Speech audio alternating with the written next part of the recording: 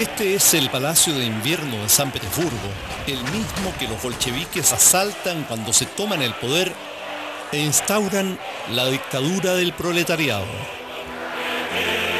Lenin y los bolcheviques encarnan una promesa de cambio que habrá de recorrer el mundo durante el resto del siglo. En Chile, la dictadura del proletariado tiene entusiastas seguidores.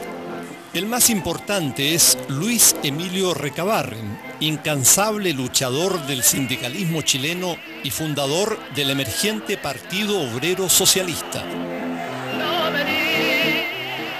Miraban a los rusos como unos tipos peligrosísimos que podían hacer escuela y toda la revolución. Así que le temían mucho a los rusos. La Primera Guerra Mundial comienza a definirse cuando Estados Unidos interviene a favor de los aliados. 2 millones de reclutas llegan a Europa a enfrentarse a los ya agotados alemanes. Llegó un tío mío que era italiano. Entonces dijo, el Kaiser renunció, o sea, se entregó. Y mi mamá le dio una fatiga. Se cayó al suelo, yo casi me morí de susto. El Tratado de Versalles impone una humillante paz para Alemania. En tanto, Inglaterra gana la guerra, pero pierde la hegemonía mundial. El nuevo orden, desde entonces, comenzará a girar en torno a los Estados Unidos de América. El saldo de la guerra es escalofriante. En solo 4 años mueren 14 millones de personas, 4 veces la población de Chile en ese entonces.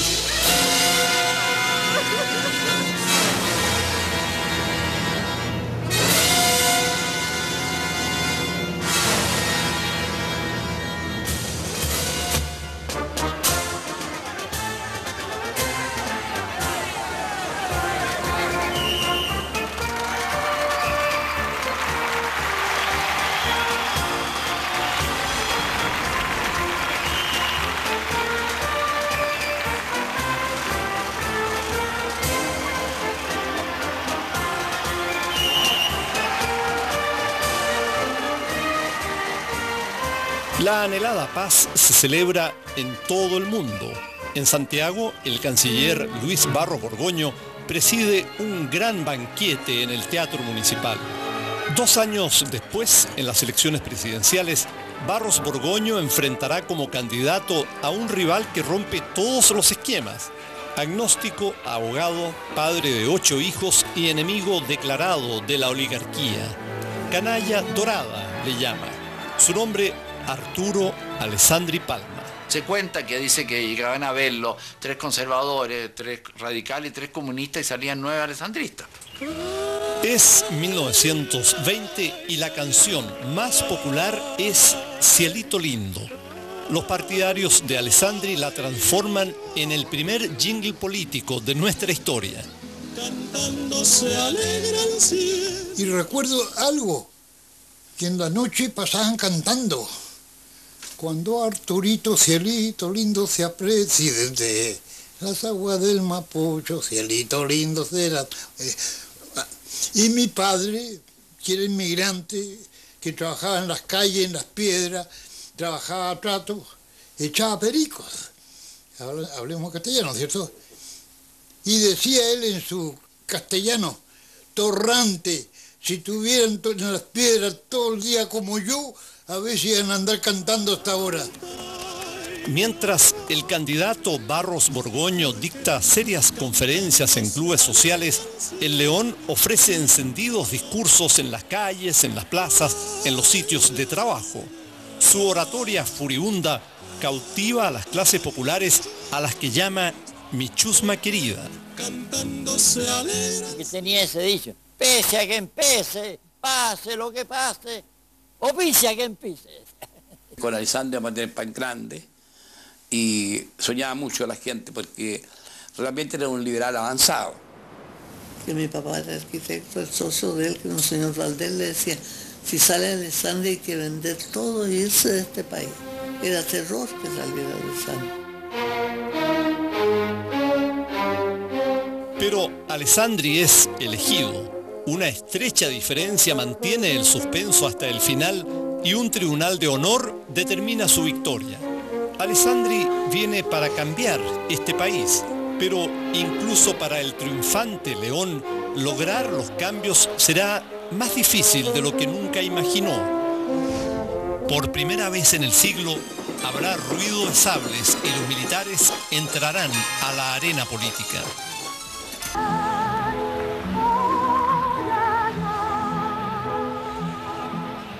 Cuando Arturo Alessandri fue elegido presidente, incorporó a su gabinete a un obrero y a un profesor, Pedro Aguirre Cerda. Por primera vez con el León, la clase media llegó al gobierno en nuestro país. El diario La Nación, fundado por Eliodoro Yáñez, es el portavoz de esta nueva fuerza.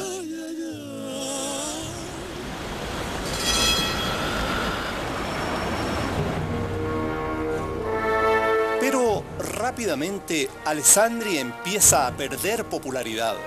La caída de las ventas del salitre agudiza la pobreza y las enormes aspiraciones de las clases populares no pueden ser cumplidas. En esos años la gente trabajaba hasta que moría, no habían leyes. El trabajador o la trabajadora tenía que estar todo el día de pie, ya sea pegando botones o haciendo jales, y nosotros mismas las tejedoras, pues, no teníamos para sentarlos un rato en la silla, sino que teníamos que estar todo el día paradas tejiendo en la máquina. Los cambios sociales prometidos se empantanan en el Parlamento, donde Alessandri no tiene mayoría. Sus palabras son amenazantes. Yo me encargaré de purificar los asientos parlamentarios para que ellos representen la voluntad nacional y no solo sus intereses privados. El Senado es un montón de cenizas. Se acabó la bacanal parlamentaria. Pero la bacanal parlamentaria no se acaba. En el norte, una huelga termina en la matanza obrera de San Gregorio. Alessandri pierde el apoyo de los estudiantes, quienes habían sido sus principales aliados. Las protestas se multiplican. Mucha pobreza, y sobre todo los niños, muchos niños pobres. Usted veía a los niños entonces, en el tiempo este de atrás, pasaban, los que no tenían dónde estar, sentaditos en las puertas, pasaban toda la noche acurrucaditos en las puertas. Los niños, que representan más de 1/3 de la población trabajadora de Chile, también salen a la calle. 400 niños cristaleros cruzan Santiago protestando. Las huelgas se suceden y paran hasta los arrendatarios, es decir, dejan de pagar los arriendos. Porque las casas eran muy indecentes, no tenían baños. La pieza todas esas pedazos, el papel estaba lleno de chinche. Como un signo de los tiempos, Luis Emilio Recabarren funda el Partido Comunista y se pone a la cabeza de las demandas obreras. Pero no solo reclaman las clases populares. En 1924, hasta los militares protestan, y con toda razón. El ejército lleva 6 meses sin recibir sueldos y algunos oficiales no salen de los cuarteles para eludir a sus acreedores. Toda la vida vivimos como cadetes, como familiares, medidos en los gastos extremadamente pobres. Llega septiembre y el Congreso propone establecer un sueldo para los parlamentarios. La idea es evitar que solo los ricos se dediquen a la política. La iniciativa es buena, pero el momento no puede ser peor. El 2 de septiembre de 1924, 55 indignados oficiales interrumpen la sesión del Parlamento y desde las tribunas hacen sonar sus sables en señal de protesta. Es el famoso ruido de sables. 6 días después, el Congreso, presionado por la oficialidad, aprueba por fin un paquete de leyes sociales que gravitan hasta nuestros días. Contrato de trabajo, seguro obrero, accidentes del trabajo y organización sindical. Tras la intervención militar está el coronel Carlos Ibáñez del Campo. Viudo, tímido, de ojos claros. Por su destreza como jinete y su temple de acero, le dicen el caballo. El caballo y Arturo Alessandri el león, dos animales políticos que se enfrentarán muchas veces. Los militares entran en la arena política. El carismático León sigue siendo presidente, pero ¿de qué le sirve si no tiene el poder? Alessandri toma una dramática decisión. Renuncia. Como en una ópera italiana, después de celebrar el matrimonio de su hija Marta, abandona la moneda en taxi. Es un hombre de la calle, uno más. Salí de Chile con 180 pesos en el bolsillo y en la boca el amargo sabor de la pobreza. Arturo Alessandri. El 11 de septiembre de 1924 también es una fecha de quiebre en la institucionalidad chilena. Una junta militar disuelve el Congreso y pone término al gastado régimen parlamentario.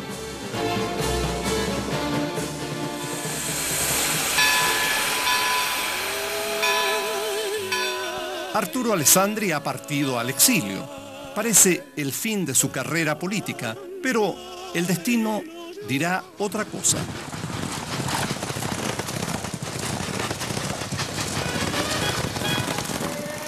Mientras la tensión política aumenta, los chilenos buscan la entretención y la aventura en el cine.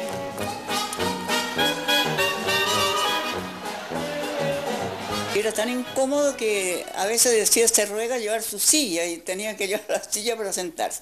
Y las salas bien perfumadas, con unas colonias tan ricas. En las escenas de terror, el pianista, los caballos que corrían, y en las escenas románticas, entonces el violín que hacía la la la la la la la la la la. Estábamos todos sufriendo y gritando y hablándole al para que no hiciera eso, porque lo iban a golpear o lo iban a tomar prisionero. Pero era así el cine, la imagen y nada más, lo demás lo ponías tú. Chaplin era la estrella máxima de las comedias y Eddie Polo el ídolo de las películas de acción. Un ídolo para mí. Siempre queda en peligro. Y cuando yo tenga un hijo, le dije a mi hermana un día, le voy a poner Eddie. Mi hermana casi me pega porque los mocosos no debían hablar esa... Ella era mayor, no debía hablar esa insolencia de cuando tenga un hijo. Y ahí está. Eddie Perich, y catedrático de la universidad, sí. No le gusta el nombre. En Chile, la industria fílmica se desarrolla vertiginosamente. 1925 es el gran año. Se estrenan 16 largometrajes, un récord que hasta hoy no ha sido superado. De entre todas estas películas, la más importante es esta, El húsar de la muerte.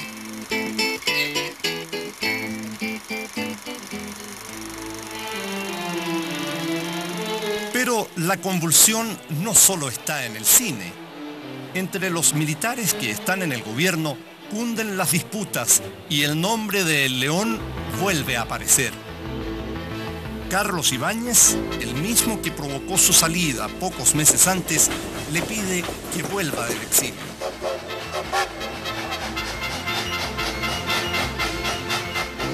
El 20 de marzo de 1925, Alessandri llega triunfante a la estación central.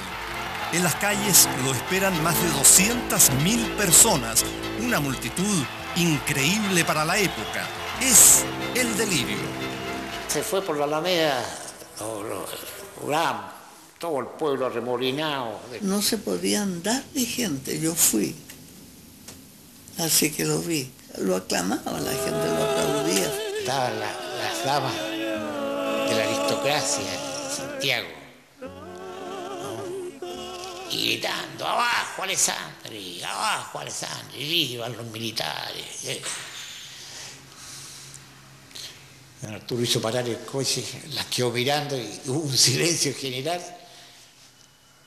Señoras, les dijo, a mí, arriba o abajo, me da lo mismo, muchas gracias. Adelante, cochero. Sí, sí. Alessandri retorna con todo el poder, o casi todo, porque en La Moneda lo espera Carlos Ibáñez como ministro de Guerra.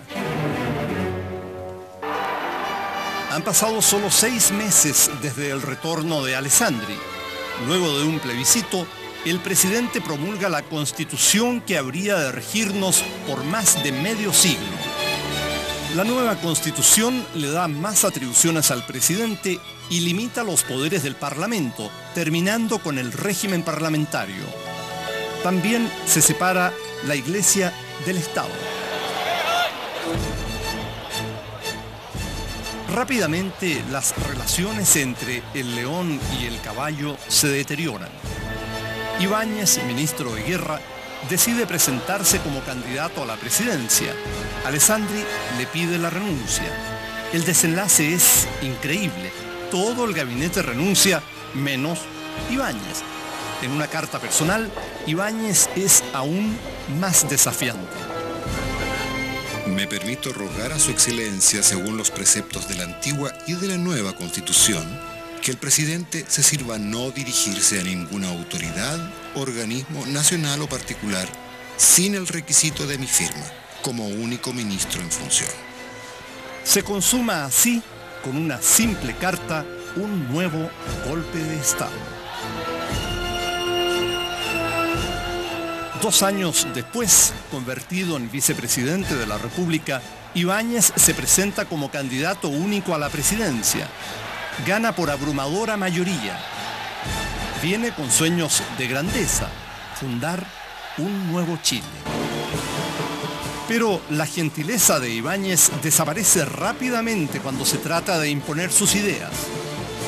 Los momentos por los que atraviesa el país no son de palabras, sino de acción inmediata y enérgica. Ha llegado la hora definitiva y de liquidación de cuentas. Presidente Carlos Ibáñez. Pero mi abuelo tuvo que irse inmediatamente. Le deportaron a mi abuelo, Eliodoro Yáñez, lo deportó Ibáñez. Le tomó La Nación, que era un diario muy importante que él consideraba que podía ser contrario a él y a sus ideas más liberales. Y ahí entró la policía, porque, bueno, actos que siempre suceden. En realidad, para nosotros, eso fue un motivo de mi abuela, fue una cosa muy fuerte para ella. Era una mujer frágil de salud y le hizo bastante mal eso. Que la tiraron por el suelo y se lo llevaron a todos presos. Era para mí el demonio, era el que había cortado la libertad en Chile, el que había perjudicado a mi abuelo, el que nos hacía tener que permanecer fuera. En Santiago se habían cerrado todos los centros culturales, se habían perseguido a los obreros, las organizaciones no tenían cabida en la dictadura. Sin oposición y con la prensa silenciada, el poder de Ibáñez es incontrarrestable. Su flamante ministro de Hacienda, Pablo Ramírez, viaja por el mundo y obtiene cuantiosos créditos.